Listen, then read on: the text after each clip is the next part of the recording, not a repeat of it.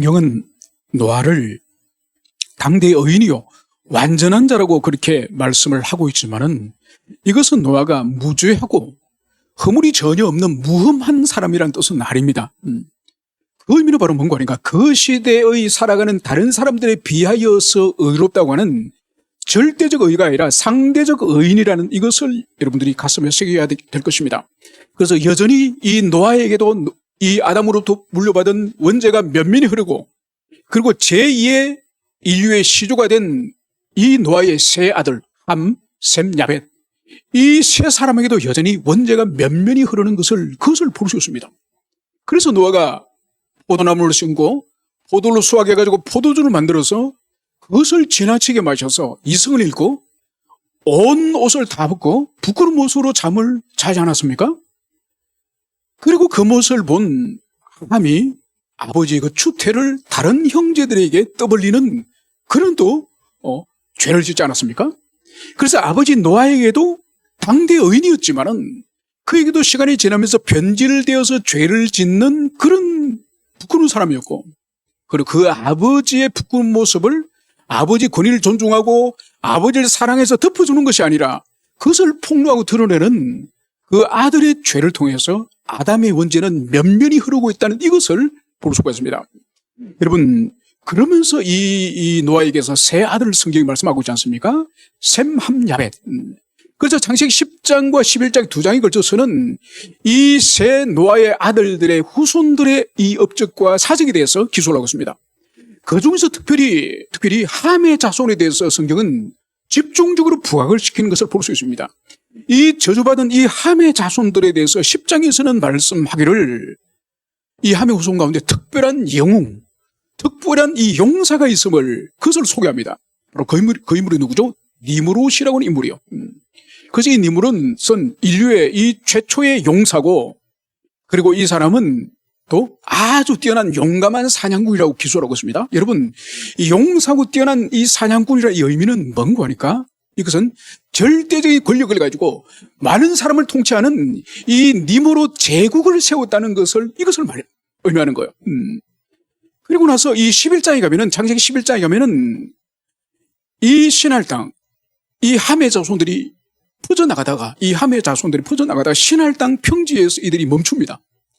하나님은 땅과 같이 온 세상을 채우라고 말씀하셨는데 이들이 가던 길을 멈추고 바로 거기서 도시를 이루고, 그리고 성을 쌓고 탑을 만듭니다.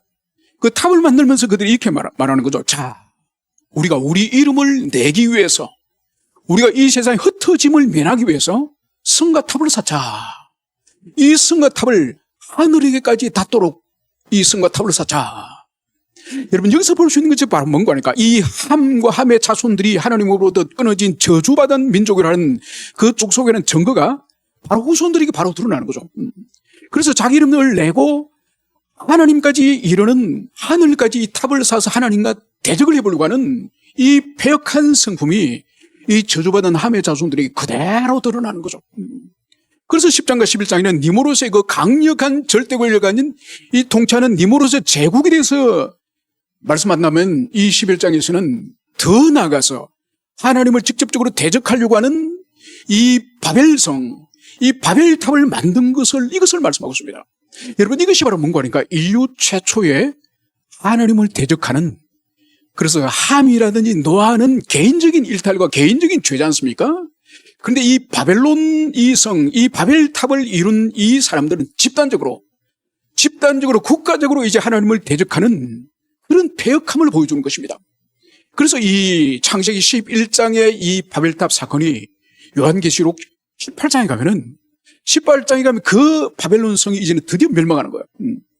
그래서 인류의 이 장구한 세월 동안에 하나님을 대적하는 인본주의, 세속주의 세력의 이 상징, 대명사인 이 바벨론 문화가 창세기 11장에서 출발함을, 그것을 우리가 볼 수 있습니다. 그래서 하나님을 대적하는 이 니므롯의 제국, 이 바벨론의 제국은 강대하고, 그리고 거대하고, 그리고 화려한 그런 문화로 시작을 하고 있지만은, 여러분, 이 거대한 이 바벨론 제국에 대한 하나님은 이 거대한 이 제국에 대해서 어떻게 하나님의 나라를 준비하실까요? 그것이 오늘 주제예요. 하나님은 이 바벨론의 거대함과 화려함과 이 강대함에 대적하는 또 다른 강대한 제국을 하나님은 준비하지 않습니다. 여러분, 오늘 성경도 하나님은 한 가정, 한 사람을 주목하여서 마치 예수님께서 마태복음 13장에서 이 겨자씨 비유를 말씀하지 않습니까? 예수님이 하나님 나라를 어떻게 비유할꼬? 그러면서 겨자씨를 주님이 말씀하시잖아요. 씨앗 중에 가장 작은 씨앗이 겨자씨인데 그것이 자라면은 이 나무린 겨자씨가 자라면은 이게 2m씩이나 자라요. 그러면 거기 새도 깃들고 새도 안 들 정도로 이 나물, 이 씨앗이 거대한 그런 나무를 만드는 것처럼 바로 하나님의 나라는 출발이 누룩과 같고 겨자씨 같고 아주 작은 그런 씨앗이지만 그것이 싹을 틔우고 꽃을 피우고 거대하게 자라서 마치 숲의 나무들처럼 자란다는 비유를 주님이 하나님 나라 비유로 하셨습니다. 그래서 이 바벨론 제국, 이 니므롯의 제국에 대항하는 하나님의 나라는 바로 아브라함의 집안, 아브라함의 한 인격을 출발을 통해서 하나님 나라를 이제 오늘 계시하기 시작합니다. 이 예를 가지고 오늘 본문 속으로 이제 들어가도록 하겠습니다. 오늘 31절과 32절에서는 아브라함의 아버지 데라 이야기를 먼저 하고 있습니다. 그래서 데라가 아들 아브람과 그리고 자기 아들 하란의 아들 이 롯, 손자 롯, 그리고 며느리 이 사레, 이들을 데리고 갈대아우를 떠나서 가나안 땅으로 가고자 하더니 그러다가 하란에 이르러 거기에 거류했으며, 오늘 여기서 볼 수 있는 것은 뭔가 하니까 이들이 지금 이 가족들이 갈대아우를 떠나는 거예요. 무슨 이유로 떠나는지 성경은 말씀하지 않습니다. 그래서 유대인의 전설에 의하면은, 유대인들에게 알려내려온 전설을 보면은 이 창세기에서는 이 데라가 왜 식솔들을 가족들을 데리고 갈대아우를 떠났는지는 말하고 있지 않지만은 유대인들에게 알려진 이 전설에서는 이 갈대아우르가 있는 이 지역이 이 신할 땅 니므롯이 다스린 제국 안에 있었다는 거죠, 이 도시가. 그래서 이 도시는 특별히 달을 숭배하는 우상 숭배가 아주 만연했던 곳이에요. 그런데 이곳에서 이 데라의 이 작은 아들 하란이 이 우상 숭배를 거부한 거예요. 거부했기 때문에 니므롯에 의해서 불에 태워 죽었다고 그렇게 전설이 알려지고 있습니다. 그래서 이 도시에서 갈대아우르에서 이 데라의 집안은 추방이 되는 거예요. 쫓겨나는 거예요. 그런데 이 당시에 이 갈대아우르는 메소포타미아의 중요한 도시예요. 그러니까 이 갈대아우르의 유적을 유학자들이, 이 고고학자들 유적을 이제 그것을 조사를 해보니까 이때가 이 아브라함이 움직일 때가 이때가 4,000년 전이거든요. 4,000년 전에 이미 공공도서관이 있는 거예요. 공공도서관. 여러분, 우리나라는 2000년대 들어와서, 그죠? 이 지역마다 도서관들이 이렇게 설립이 되고 이거 2000년대 들어와서 만들어졌습니다. 여러분, 갈대아우르는 4000년 전에 공공도서관과 상하수도가 설치된 도시예요.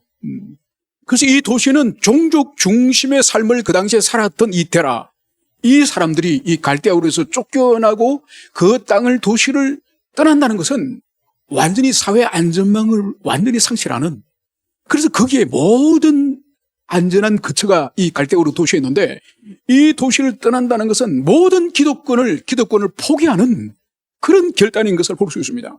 그래서 오늘 이 데라가 가족들을 이끌고 가나안 땅으로 가는 거예요. 가나안 땅으로 가는데 이 갈대아우르에서 가나안 땅으로 가는 이 중간에 중요한 상업도시이자 교통도시가 하란이에요. 그래서 유브라데 강 주변에 있는 큰 도시예요. 이 도시에 이르러서 이 데라가 더 이상 저지하지 않습니다. 그래서 학자들은 데라가 205세에 죽지 않습니까? 그러니까 그 죽기 전에, 얼마 전에 이 하란에 도착을 했기 때문에 아마 아주 연로한 그런 몸이라는 거죠. 그래서 그 광야를 오늘날도 쉽지가 않은 4,000년 전에 그 광야를 가족들을 이끌고 여행한다는 것은 매우 힘든 일이라는 거죠. 그래서 데라가 이 하란에 그냥 가족들 데리고 주저앉은 거예요. 주저앉아서 오늘 32절에서는 데라는 나이가 205세가 되어 하란에서 죽었더라. 결국은 가나안 땅을 해서 출발은 했지만은 가나안 땅을 밟아보지 못하고 중간 지역인 하란에서 죽은 거예요. 여러분, 이것은 이스라엘 백성들이 출애굽을 해서 이집트를 탈출을 했지만은 하나님의 약속하신 가나안 땅을 밟지 못하고 죽은, 광야에서 죽은 사람들과 아주 삶이, 모습이 유사합니다. 그러니까 분명히 이스라엘 백성들도 애굽을 출발한 것은 광야에서 죽기 위해서 그들이 출발하는 것은 아니지 않습니까? 그들이 이집트를 탈출한 것은 가나안 땅에 들어가기 위해서 그들이 이집트를 탈출했잖아요. 데라가 갈대우를 출발한 것도 가나안 땅에 들어가기 위해서 그가 가족들이 이끌고 나왔는데 결국은 무슨 이유인지 정확하게 성경은 기술하고 있지 않지만은 하란에서 그가 죽었음을 성경이 이것을 말씀하고 있습니다. 여러분, 이것은 영적으로 해석을 할 때에 교회를 다니지만은 천국까지 이르지 못하는 사람들이 교회 속에 많다는 거예요. 교회는 다니면서 이제는 세상과 관계를 끊고 이제는 내가 하나님을 위해서 살고 내 나름대로 신앙생활을 잘 하려고 하지만은 영적인 원리를 모르고 천국에 어떻게 이르게 되며 천국 가는 길이 무엇인지를 그것을 무지하여서 천국에는 못 가고 교회만 오다가 인생을 끝나는 종치는 사람들이 교회 속에 많다는 거예요. 그거를 오늘 이 데라의 삶을 통해서 예표하고 있다고 해도 과언이 않을 정도입니다. 그러면서 오늘 12장 1절에서는 아버지가 죽고 난 이후에 하나님께서 아브라함에게 말씀하십니다. 여러분, 데라의 인생에 보면은 우리가 조금 전에 살펴봤지만은 데라가 가나안 땅에 들어가고 갈대우를 떠나고 갈대우의 삶을 청산하고 나오게 된 것에 대해서는 하나님의 부르심은 발견되지 않습니다.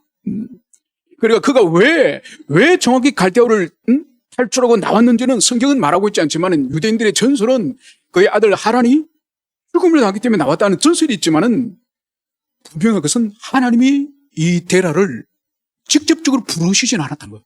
말씀하진 않았다는 거예요. 그러나 오늘 하나님이 아브라함에게는 말씀하신 하나님, 이르셨다고 성경이 말씀을 하고 있습니다. 여러분, 이것이 바로 하나님의 은총의 출발. 여러분, 이 세상에 수많은 생명체와 동물들이 있지만은 어느 동물도 하나님이 부르심이 그들에게는 없습니다. 오직 하나님의 형상을 가진 우리 인간, 영혼을 가진 우리 인간만이 하나님의 음성을 들을 수 있고 청종할 수 있고 하나님의 음성에 반응할 수 있는 유일한 존재가 우리 인간이에요. 물론 교회 속에도 말귀를 못 알아듣는 사람이 있습니다. 여러분, 어른들이 그러지 않습니까? 아니, 쟤는 말귀를 못 알아들어. 이 말귀라고 하는 것은 이건 두 가지예요. 그 메시지의 의미를 모른다는 뜻이 첫 번째고, 두 번째는 아는 척 끄떡거리지만은 순종하지 않는 두 가지예요.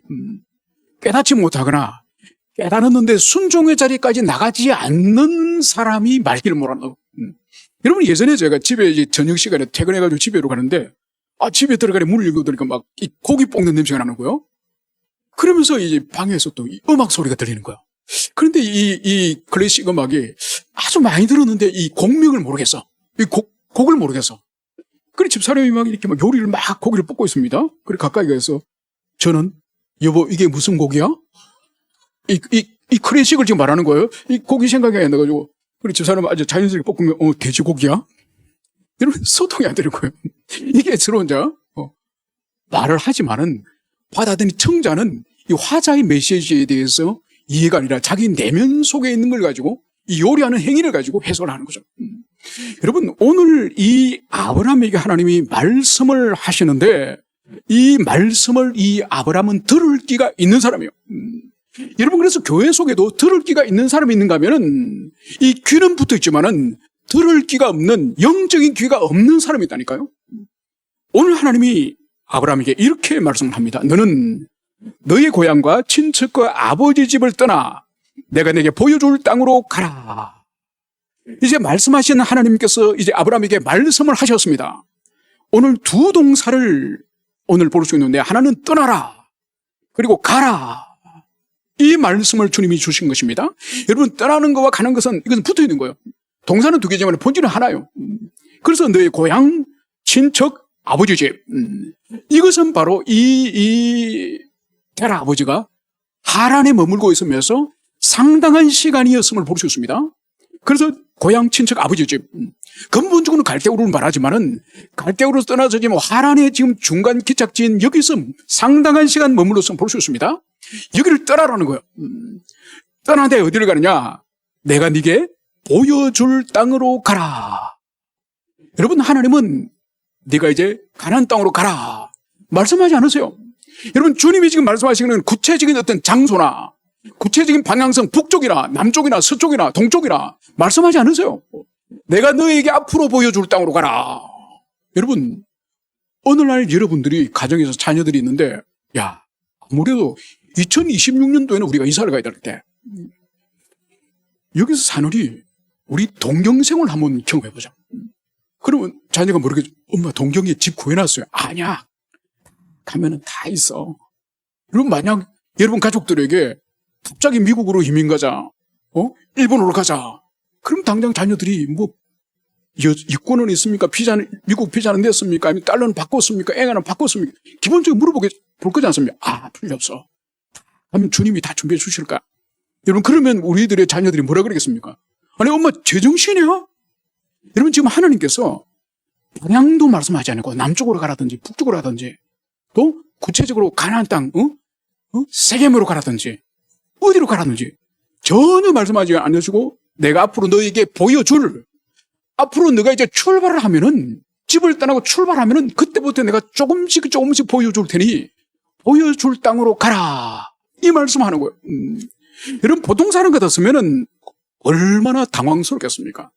주님 저랑 지금 농담 따먹게 하십니까? 저를 어떻게 보십니까? 제가 저의 식솔들에게 도대체 뭐라고 설명해야 되겠습니까? 그런 마음이 들지 않겠습니까? 그죠? 그러면서 오늘 주님께서는 이 말씀을 떠나서 가라 이 말씀을 하면서 이제 이 아브라함의 이 마음의 이 믿음을 시험하기 위해서 7가지 약속을 하나님이 주세요. 그것이 바로 2절과 3절이 이제 하나님이 7가지 약속을 이게 주십니다. 바로 내가 너로 큰 민족을 이루고, 두 번째 네게 복을 주어, 세 번째 내 이름을 창대하게 하리니, 네 번째 너는 복이 될지라. 그리고 다섯 번째 너를 축복하는 자에게 내가 복을 내리고, 여섯 번째 너를 저주하는 자에게 내가 저주하며, 일곱 번째 땅의 모든 족속이 너로 말미암아 복을 얻을 것이라.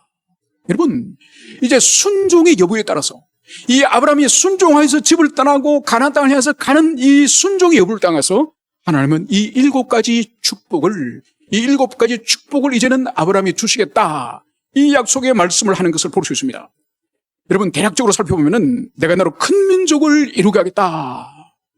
여러분 여기서 큰 민족은 이거는 1차적으로는 문자적으로는 많은 숫자를 말하죠. 그죠?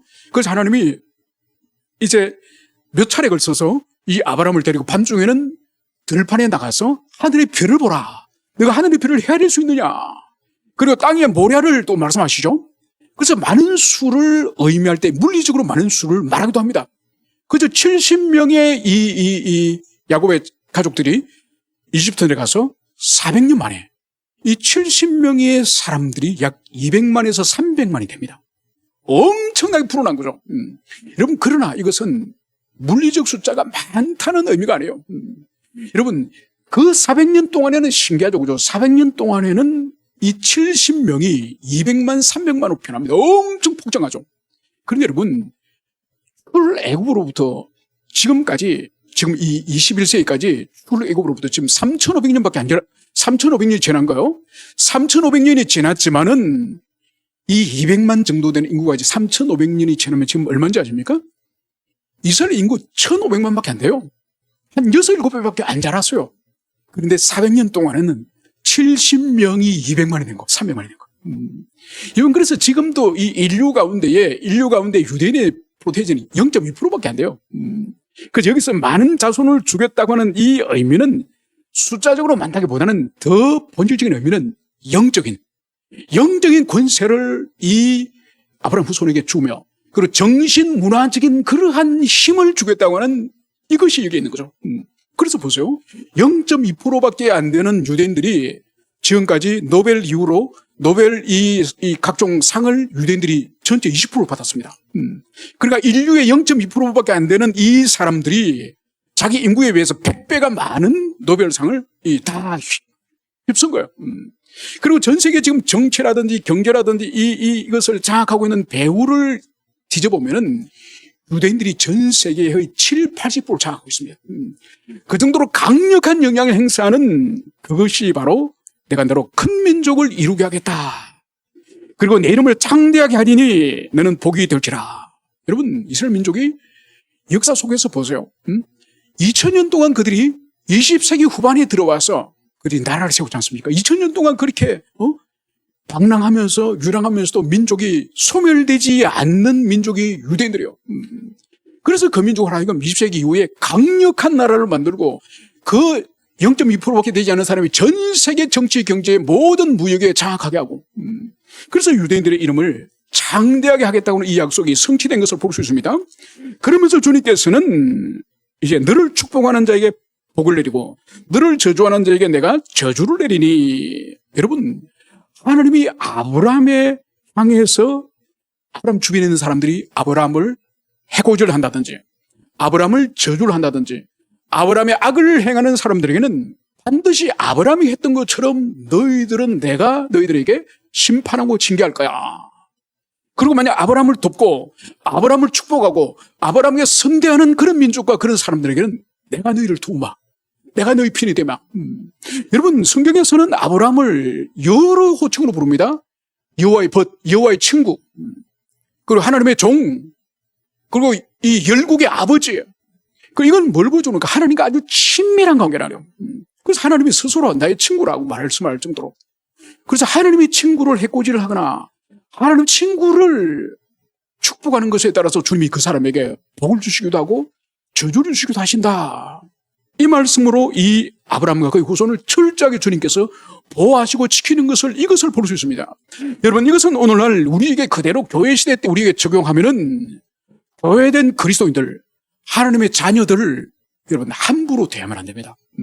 여러분, 그 사람은 무명한 사람이고 그 사람은 알려지지 않은 사람이고 그 사람은 가난한 사람이고 그 사람은 세상으로 볼 때는 하찮은 사람이지만은 그 사람의 아버지가 하나님이에요. 여러분, 그것 때문에 우리가 모든 성도들을 다 친절히 다 선대하고 다 그 사람을 존중해야 되는 이유가 바로 그거예요. 왜냐하면 그 사람을, 그 사람에게 고통을 주고 그 사람의 악을 행하면은 여러분, 하나님으로부터 악을 당하고 그 사람에게 선대를 하면 하나님으로부터 복을 받는 거예요. 여러분, 이 아프리카 사바나에 가면은, 야생에 가면은 그 사자라든지 이 표범들 거기서 함부로 막 자라지 않습니까? 가끔 영국 BBC 동물의 왕국 보면은 이 사자 새끼나 이 표범 새끼들이, 치타들이 새끼가 얼마나 귀여운지 몰라요. 그럼 귀엽다고 그거 막 때리고 쭈펴면 어떻게 되겠습니까? 갑자기 뒤에서 으르르르르, 그죠? 바로 그리스도인들 한 사람 한 사람은 우리는 사자 새끼예요. 아직 싸울 수도 없고 능력도 없는 무능한 존재예요. 그런데 우리 뒤에 아버지 하나님 계시는 거예요. 그래서 모든 그리스도인들은 다른 그리스도를 향해서 친절을 베풀고 악을 행하지 말고 그들 향해서 해코지를 하지 않아야 되는 선대하는 이런 마음을 가져야 되는 거예요. 그래서 오늘 하나님께서는 아브라함에게 저주하는 자는 내가 그를 저주할 것이고 아브라함에게 축복하는 자는 내가 그 사람을 축복하겠다. 이 말씀을 여러분들이 가슴 깊이 새기시길 바랍니다. 그러면서 마지막으로는 땅의 모든 족속이 너로 말미암아 복을 얻을 것이라. 여러분, 이 의미는 아브라함이 모든 족속에 복을 준다는 뜻이 아니에요. 여러분, 마태복음 1장에 이 아브라함으로부터 시작되는 이 족보가 마지막에, 이 마태복음 1장에 누가 마지막 족보에 등장하죠? 그리스도 예수. 아브라함으로부터 시작되는 이 족보의 이 끝이 우리 주님이지 않습니까?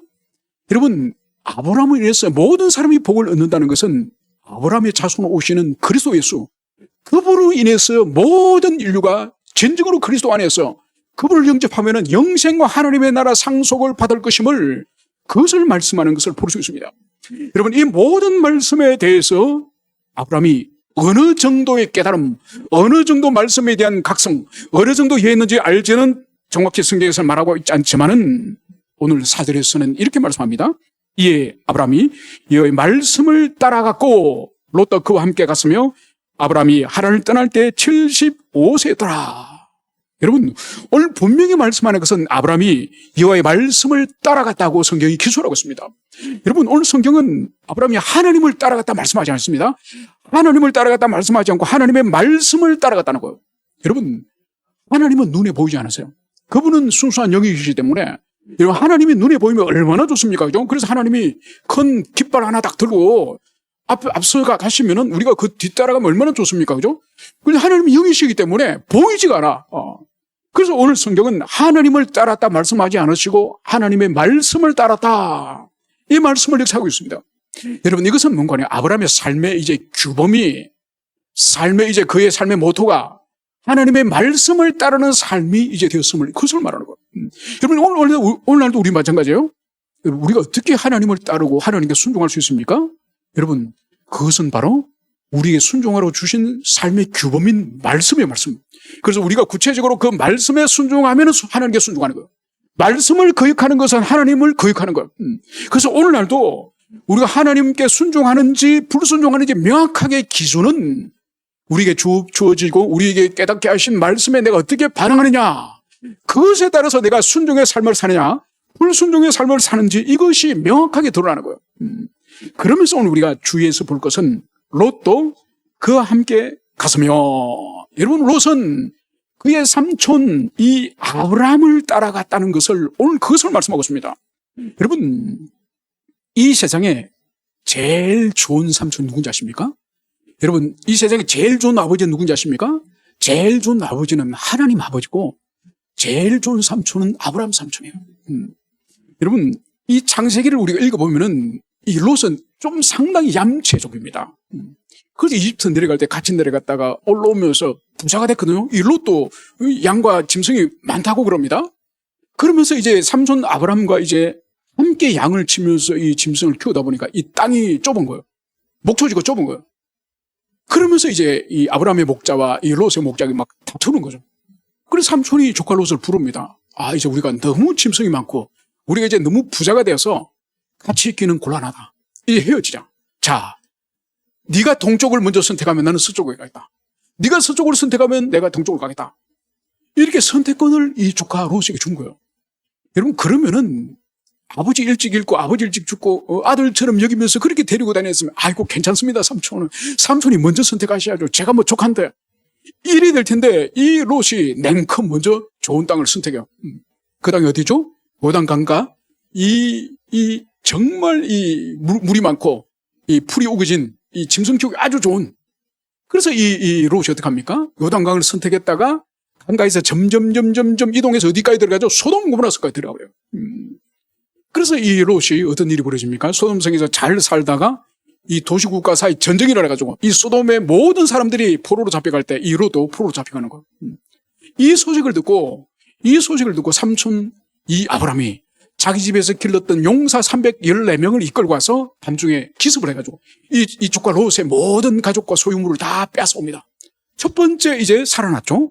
그러면은 이 롯이 좀 영적인 좀 자각이 있으면은 여기서 큰 환란을 당했으면은 이 소돔 사람이랑 사는 것이 좀 주님의 뜻이 아닌 것 같은데 이 판단을 못하는 거예요.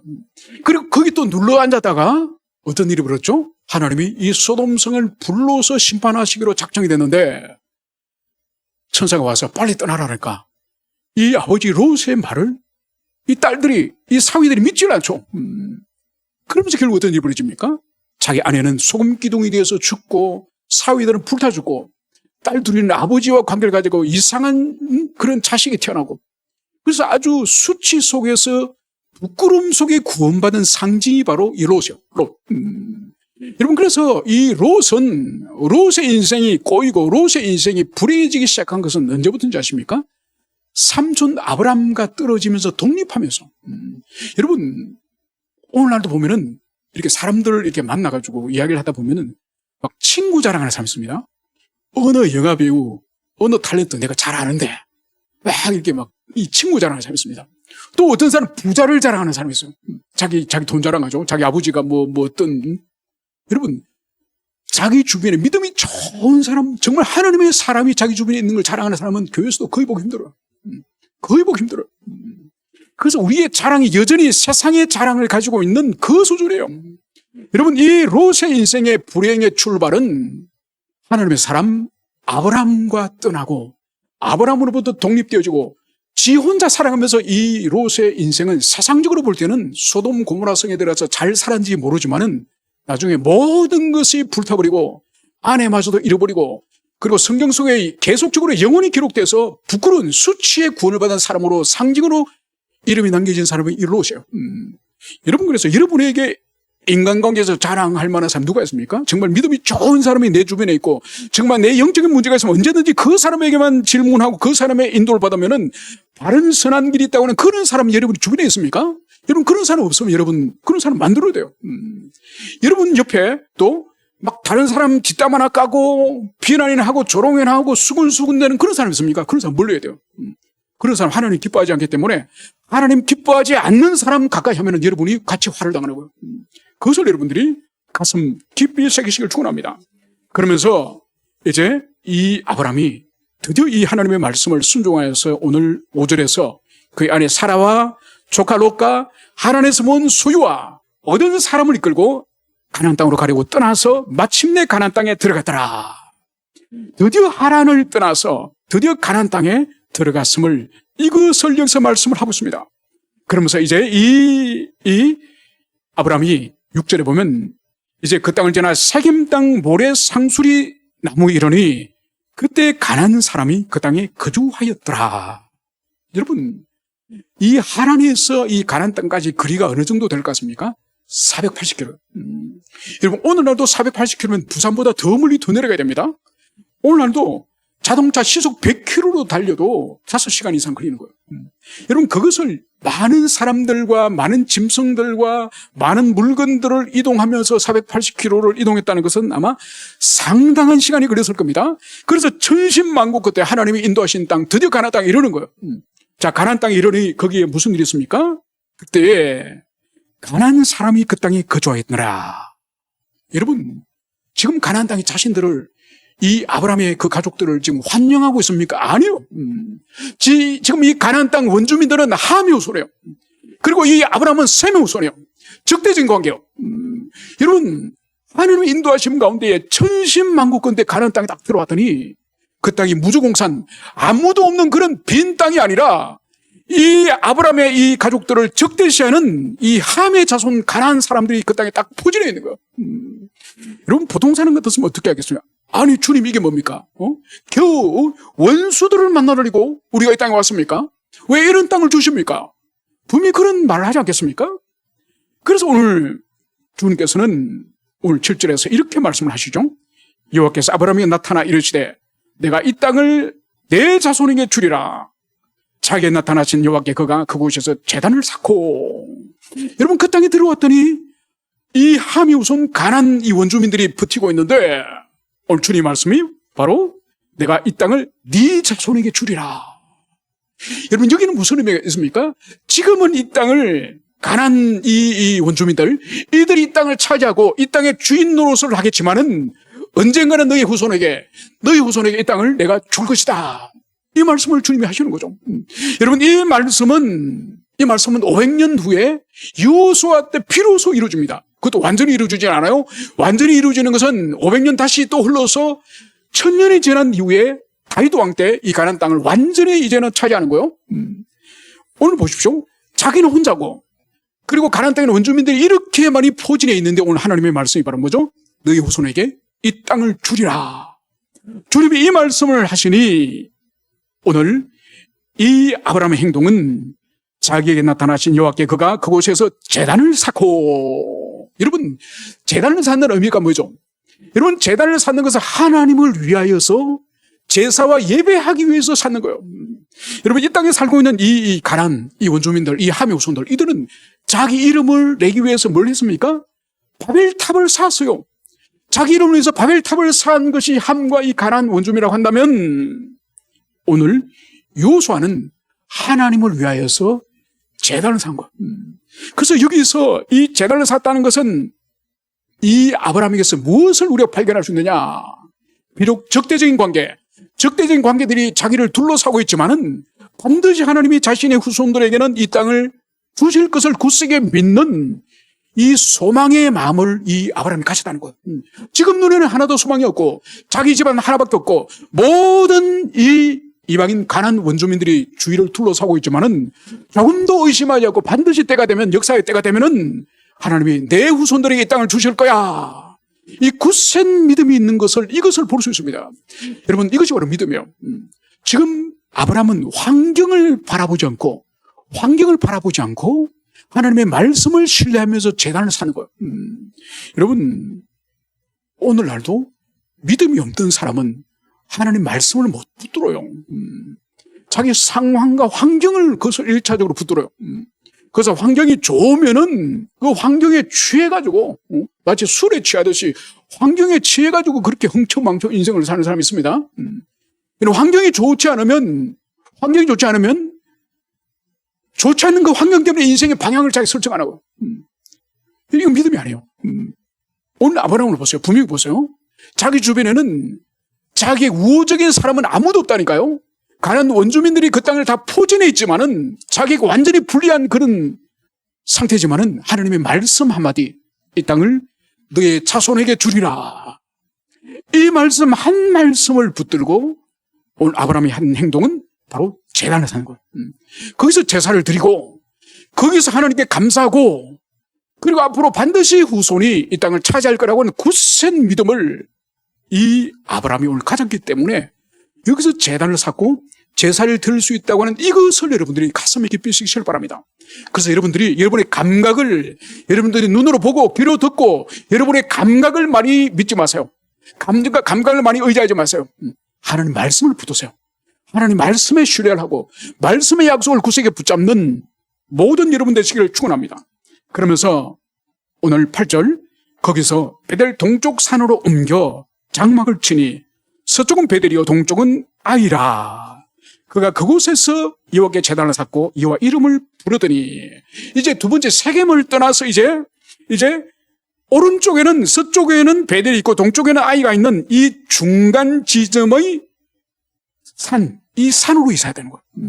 여러분 왜 이 세겜에 있다가 이 아브라함이 이 베델도 아니고 이 아이성 이 중간에 있는 이 산에 장막을 지고 거기 또 다시 제단을 쌓았을까요? 바로 뭔가 하니까 이 세겜성이라든지 베델이라든지 아이는 이미 도시예요. 성읍들이요. 여기는 가난한 원주민들이 살고 있는데요. 이 살고 있으면 어떤 일이 벌어지겠습니까? 영향을 받겠죠. 그죠? 그 이방의 문화 영향, 종교 영향을 받겠고 또 아니면 충돌을 하겠죠. 그죠? 갈등을 일으키겠죠. 그래서 이 아브라함이 선택한 것은 문화가 섞이고 이 관습이 섞이는 이것도 피하고 갈등과 충돌을 이것도 피하고 결국은 이 아이와 이 베델 사이에 있는 이 산에 이들이 정착하였음을 이것을 볼 수 있습니다. 그러면서 그곳에서 제단을 쌓고 여호와 이름을 불렀다. 바로 그곳에 다시 제단을 쌓으면서 그곳에서 하나님의 이름을 즉 하나님께 찬양과 기도와 예배의 삶을 살았음을 이것을 여기서 보여주고 있습니다. 이제 말씀을 정리하고자 합니다. 여러분 오늘 아브라함이 아버지 대란을 이며 죽었지만은 이제 다시 찾아오신 하나님의 음성에 들을 기가 있어서 그의 모든 하란의 삶을 청산하고 모든 것을 이제는 옮겨서 480km 이르는 엄청난 거리를 이제는 그들이 걸어서 이제 하나님의 약속하신 땅으로 그들이 도착을 했습니다. 그러나 모든 사람들이 일어나서 그 사람들을 환영하고 박수치는 환경이 아니라 가난한 원주민들, 적대적인 관계에 있는 사람들이 그 땅을 충만하게 차 있을 때에 오늘 아브라함은 절망하거나 하나님을 향해서 원망하는 것이 아니라 하나님의 말씀 한 말씀, 바로 이 땅을 너희 후손에게 주리라. 그 굳센 그 말씀을 굳세게 믿고 환경을 주목하지 않고 상황을 주목하지 않고 말씀을 붙들므로 말미암아서 바로 제단을 쌓고 감사와 찬양을 올려드리는 이 삶의 모습을 여기서 보여주고 있습니다. 이것이 바로 이 아브라함이 역사 속에 처음 등장하는 모습이 바로 이 창세기 12장에서 우리들에게 보여주고 있습니다. 여러분 이제 아브라함은 이제 출발이에요. 여기서부터 아브라함이 이제 28장까지 계속 아브라함이 죽을 때까지 계속 그 신앙이 또 갈등을 빚고 또 쓰러지고 넘어지고 또 일어나고. 여러분 우리 신앙이 이 아브라함의 여정처럼 계속 도전과 응전과 실패와 다시 일어남과 주님의 회복하심, 우리 인생도 마찬가지일 거예요. 그래서 오늘 이 말씀을 통해서 하나님이 어떻게 아브라함을 부르셨고 부르심을 받는 아브라함이 어떻게 반응하였고 반응한 아브라함이 어떻게 순종으로 행동하였는지 이것을 여러분들이 가슴에 새기시며 21세기의 아브라함으로 부르신 우리 한 사람 한 사람, 순종이 믿음의 성장의 비결이요 순종이 거룩한 성화의 비결임을 이것을 여러분들이 가슴 깊이 새기시기를 축원합니다. 함께 우리 기도하시겠습니다.